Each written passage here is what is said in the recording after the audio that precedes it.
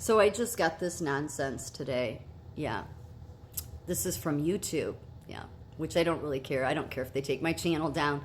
YouTube's taken 2 other channels of mine. I think it's 2. Maybe it's just 1. I think 2. I have never had more than 100 followers on YouTube. They have always censored me from day one. No matter what channel. They've taken, I think it's 2 of my channels. Yeah, 2.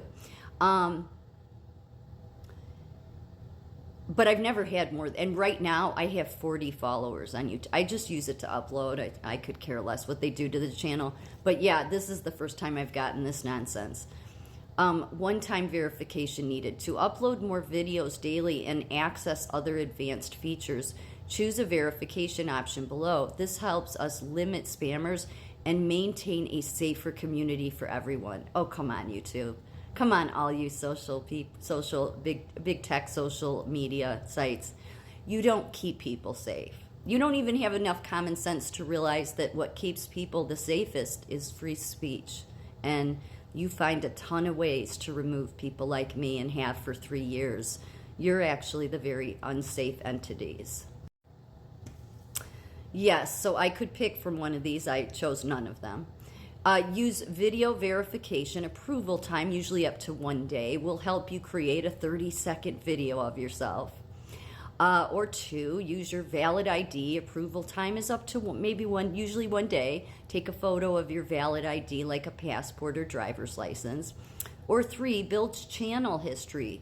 Approval time usually up to 2 months. Build history automatically as you grow your channel and follow the community guidelines. Yes, YouTube sent me like a week ago that your channel, you just don't have people following you. They're not interested. Well, that's because of you, YouTube.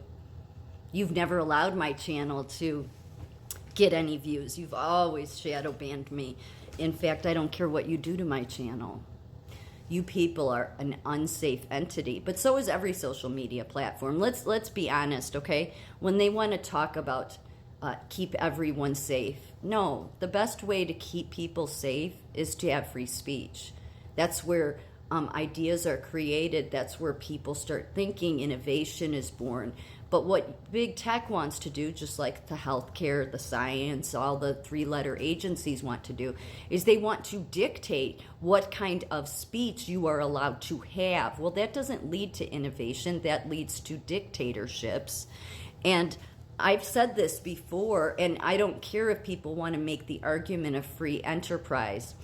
If you are going to be a free enterprise that violates the amendments that we have in this country that come before your free enterprise, then the fact is that you should not be allowed to operate in this country. Yes, we shouldn't have so much free enterprise that we allow companies to operate here that are going to violate free speech.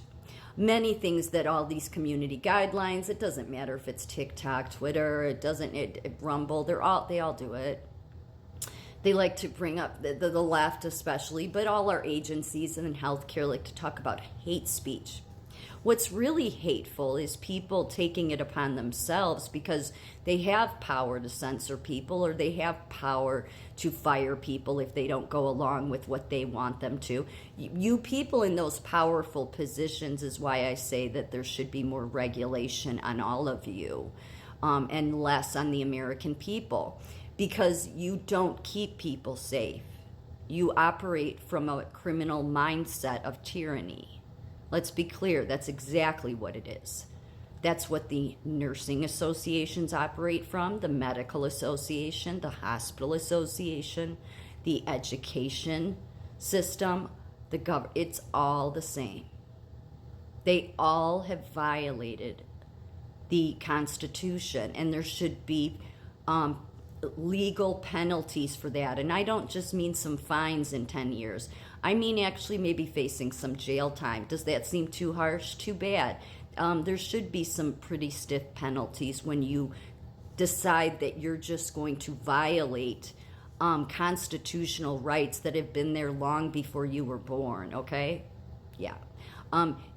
You're not keeping people safe. And I think they love to say this, that we have to keep the community safe. Well, the way you keep the community safe is obviously remove the filth, the porn, the child porn. When you come across that, that's not free speech. That's actual, illegal stuff.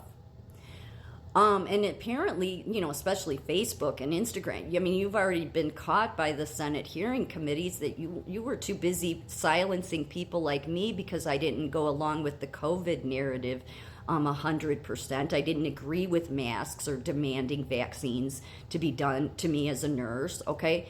I didn't go along with that. And because I questioned many things with COVID, I was silenced everywhere.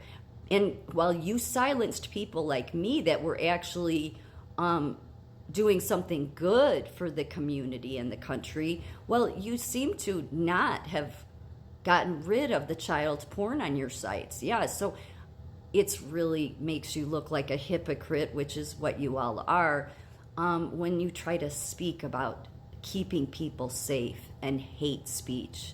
There's no such thing as hate speech, because anybody can come along and say, well, I don't like what you're saying, so I'm going to deem it hate speech. Now, if somebody's making threatening accusations like they're going to hurt somebody, well, that should be reported to the authorities, of course.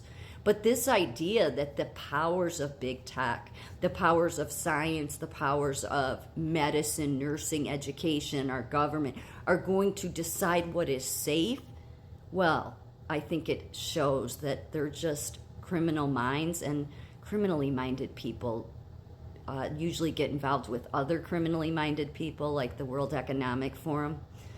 And then criminals are not known to be safe people. So it shows why